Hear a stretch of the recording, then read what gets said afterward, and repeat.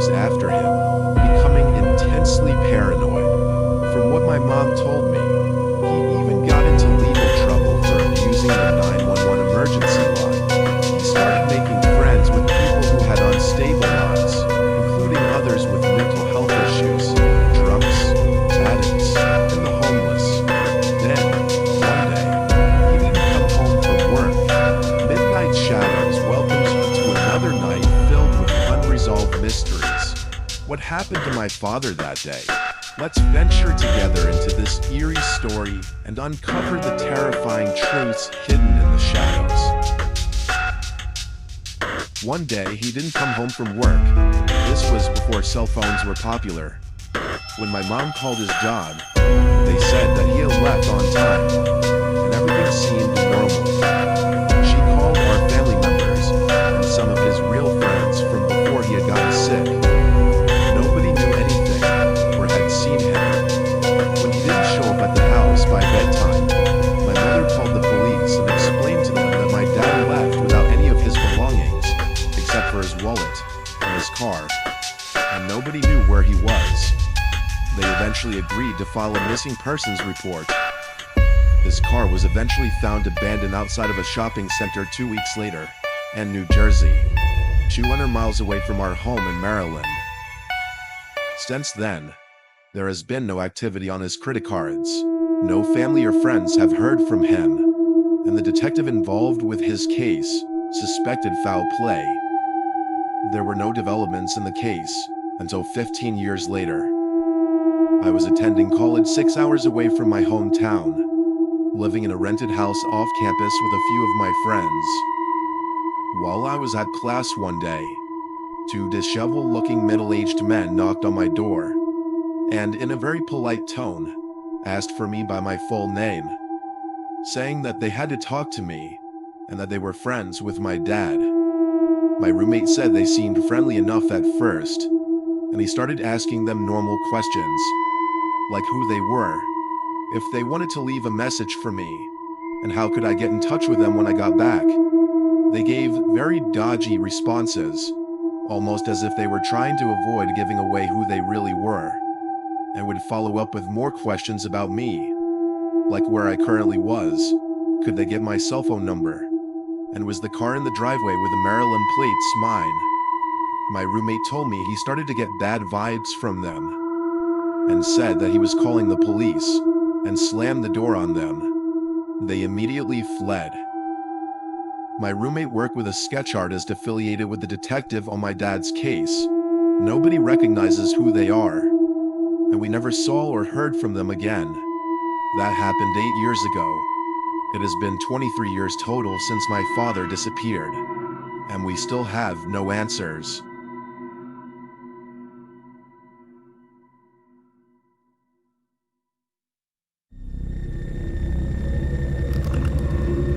This is a story from my past. It happened about 32 years ago, in East Texas. My mom and dad divorced when I was 16 years old. My brothers and I lived with my mom. My dad would visit us every once in a while, but not really on a consistent basis. He was a gambler, one of the reasons my parents split up, and tended to not come around when he was broke. But on the rare occasion that he had won big, he would visit and spend money on us, and then disappear again. My dad said he worked as a shuttle driver for a local hotel. He told my brothers and I that the job was just a front, and that he actually worked for organized crime, which he claimed to own the hotel. He said his real job was to drive out to various places in the area to pick up fugitives running from law enforcement, and bring them back to the hotel to hide. My dad said that they would eventually move on, but that he didn't know the particulars about that. My dad was always a blowhard, always exaggerating, or outright lying. So my brothers and I thought he was completely full of shit, and didn't think much about his claims. Until something strange happened, and my dad disappeared. It was 1988. I was 22 years old, and a college student still living at home. I worked as a full-time disc jockey at a local radio station from 10 p.m. to 7 a.m. My middle brother, who was 19 years old, rented out an apartment with his friend, and worked at Dairy Queen. My youngest brother was only 9, and obviously still lived at home with my mom. One day my 19-year-old brother called my mom and I and asked us if we knew where my dad was. He said that some men came to the Dairy Queen where he worked and asked him if he had seen his dad recently. He truthfully told him that he hadn't seen or heard from my dad in months, and that this was a regular thing, which was 100% accurate. My brother said these men didn't say who they were, but seemed satisfied, and left. He was wondering if these men or anyone else had called to talk to us and asked us about where Dad was. But the same thing was true for us. We also hadn't heard from him in months. The following day, my brother says the men returned to his work, and this time they had badges, claiming to be FBI agents. He says they were very aggressive and demanded that he tell him where my dad was. My brother kept insisting, truthfully, that he didn't know, and said the last he heard, he was working at a hotel as a shuttle driver. This experience upset him, and he called my mom and I again. My mother became very upset and called the hotel where my dad worked. The man she spoke to said my dad had disappeared weeks ago and had no idea where he was. The following day, my brother was at work when his roommate called and said that somebody had apparently been in their apartment. When his roommate got home, he found that the sliding glass door was open and the place had been ransacked, but that nothing appeared to be missing. Of course, when my brother received the news, he was very upset. He went to the apartment and found, in fact, that a few of his belongings were missing. But before we get into that, I should mention that my brother was a young father at this point in his life. The missing items were an address book, a teddy bear that he had bought for his son, and a photo of his son that he kept in his room. They were sending a message. Now we were all beside ourselves with anger, fear, and paranoia. We went to the local FBI office to complain and told them once and for all, my brother did not know where my dad was. Well, as you might have guessed, the FBI claimed no knowledge of the event and told us that they were not looking into my father at all, and that none of their agents had contacted my brother. Furthermore, when my mother told them that my dad claimed to be working for organized crime, the FBI could neither confirm nor deny that the hotel had ties to the mafia, or if there was an ongoing investigation. My mom called the hotel again and told the manager that someone was looking for my dad and that they were terrorizing my brother, and flat out asked the guy if there was any truth to my dad's claim to be working for organized crime. The man laughed at her and said, "There is no such thing as the mafia." While we were trying to make sense of all these weird details, we kept wondering why my brother was the only one being harassed, and not my mother or me. That's when I was reminded of a strange event that happened to me about 2 or 3 weeks prior. Because I worked overnight, I was often wide awake in the middle of the night on my days off, with nothing to do. One night, I went to the local cable TV company where my friend worked as a computer systems operator, just to hang out with him for a few hours and make small talk. It was around 3:30 a.m. He had a big computer repair project that he had to do that night, so it was time for me to head back. As soon as I pulled out from his company's parking lot, a car was immediately behind me, tailgating me. I mean, they were on me so quickly, it scared the crap out of me. The car seemed to just appear out of nowhere. He also had his high beams on, making it hard for me to see. I couldn't make out anything about the vehicle. I couldn't see inside to tell how many people were in the car, what they looked like. Nothing. I changed lanes to let the tailgater pass, but the car stays behind me. I move again, and they move again. They were still tailgating me.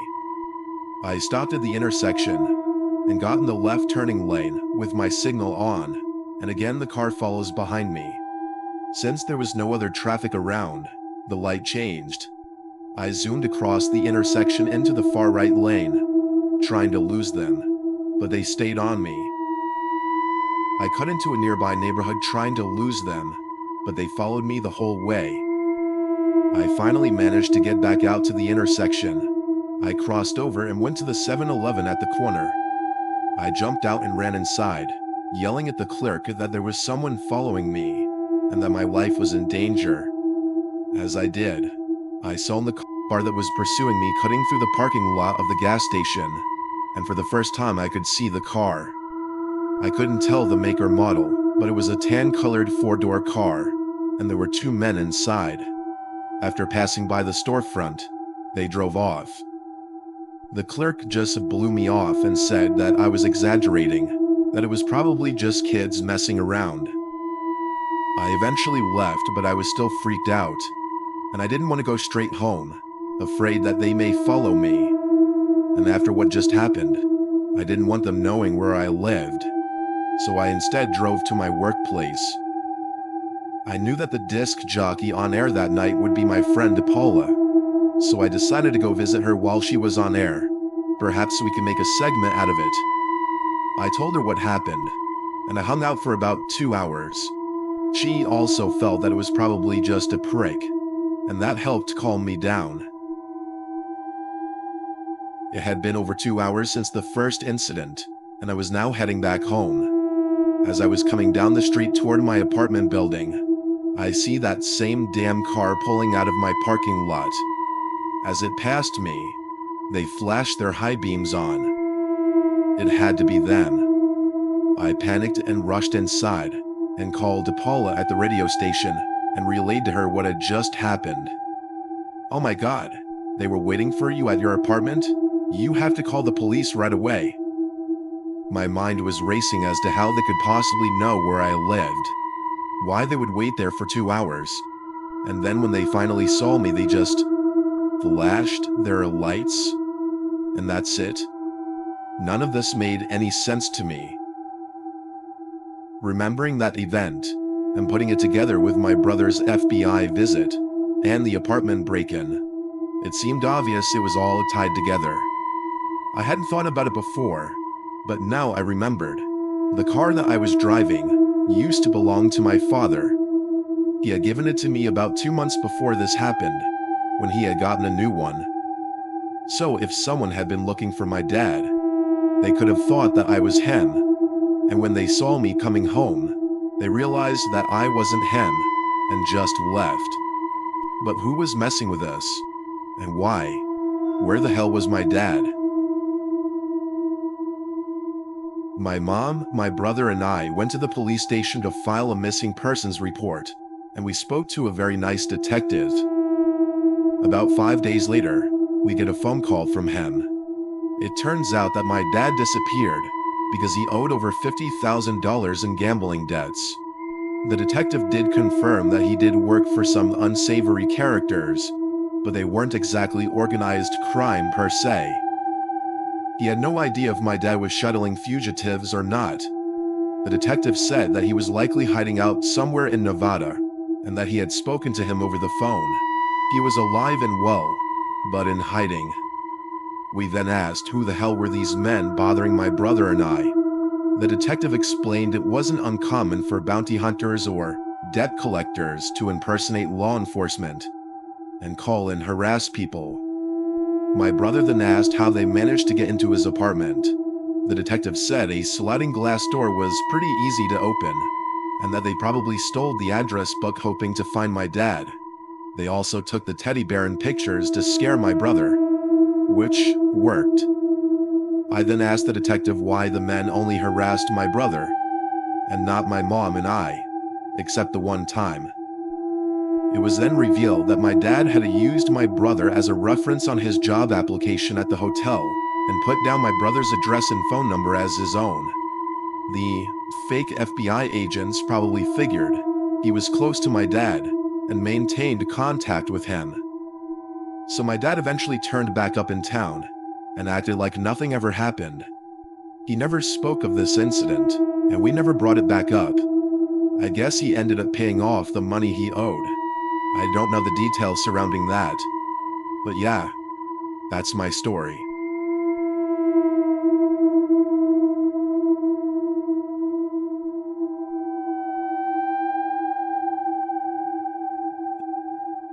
In the summer of 2006, two groups of tourists took the now-closed hiking trail at Mount Robson in British Columbia. What resulted was one of the strangest cases of missing persons in the province's history. As the son of one of the hikers who went up that day, I've naturally wanted to find out exactly what happened. Long after the investigation closed, I continued to search for answers. This is what I discovered. Based on eyewitness testimony, police records, and meteorological data. The day started off a little chilly for that time of year, but not cold enough to be considered dangerous. The tour guide separated the hikers into two groups, Group A, the fast group, and Group B, the leisurely group, which was a diplomatic way of saying that they were slow. My mother, an avid hiker, was put into Group A. There was supposedly a running gag between the guides that whoever reached the summit last had to wear these embarrassing neon green socks on their next excursion. But to make things fair, would also get to lead the faster group next time. At least that's how they explain the very unfashionable socks worn by the leader of Group A that day. Both groups were estimated to reach the summit by noon, with Group A scheduled to arrive about an hour ahead of Group B. Each group had a pair of walkie-talkies for safety reasons.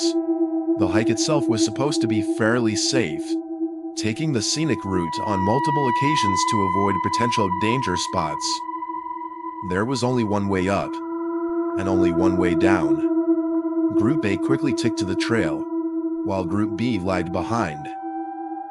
They made it about 2/3 of the way up, when my mother slipped on a mossy rock and sprained her ankle. One of the guys got on the walkie-talkie and contacted Group B, who was carrying the first aid kit. At that point, Group B was a little under half an hour behind. Not wanting to ruin their reputation of being the fastest, Group A insisted on going ahead without my mom. They left her by the trail with one of the guides and a spare walkie-talkie, then resumed their hike. The temperature was getting much more comfortable by that point, so the guide and my mom didn't have to take any special measures to stay warm, while they waited for Group B to catch up. For the next half hour, everyone stayed in contact using their walkie-talkies, and everything seemed fine. Group B eventually caught up to my mom.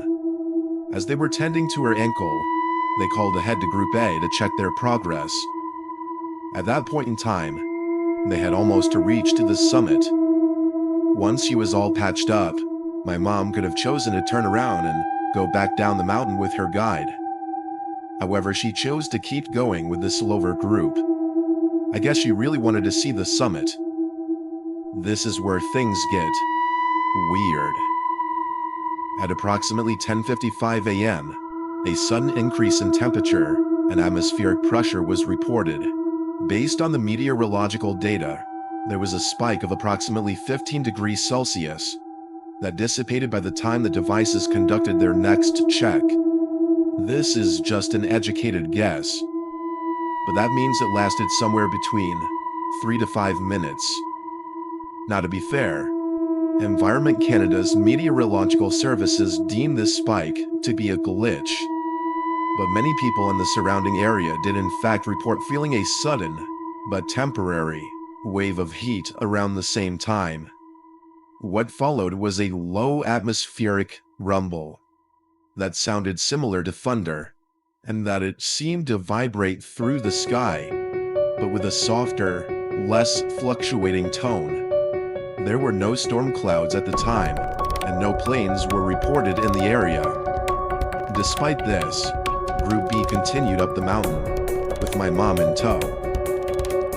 When they reached the summit, they found themselves alone. They could see Group A's tracks all the way up to the summit, but they ended there. There were no tracks going down, and no signs of anyone going over the edge. There were no signs of them anywhere. It was assumed that their walkie-talkie had run out of battery, and since my mother and the guide had been left with their only spare, they were unable to reply.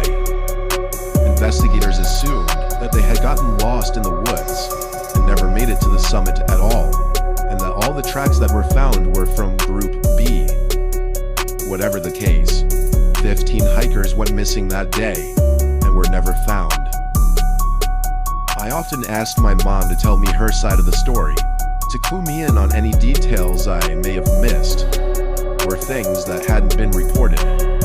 But she refuses to talk about it. She'll either change the subject, or stare off blankly into space, until I shut up, which is very abnormal for my mom.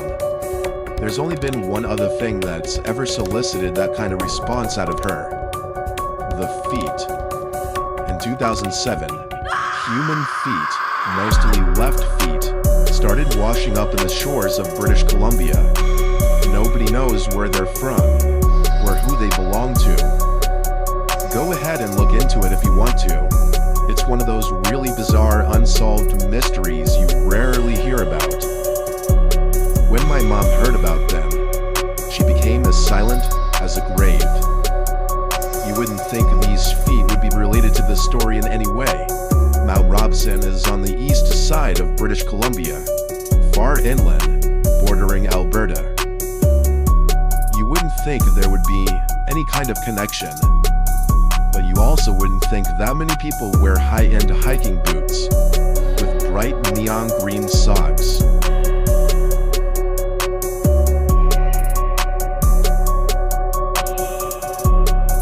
We have reached the end of the story, a haunting journey where even the smallest details, like the sound of footsteps, become chilling. Mount Robinson, located far inland on the east side of British Columbia, along the Alberta border, carries terrifying mysteries that we wouldn't expect. Who would think that a pair of hiking boots with bright neon green socks could become a chilling trace in the night? In places like this, there is always a reason to be afraid. This story. Don't hesitate to share your theories in the comments. If you enjoyed the video, please hit the like button and subscribe. Thank you for watching. I'm Midnight Shadows, and now, goodbye and see you next time.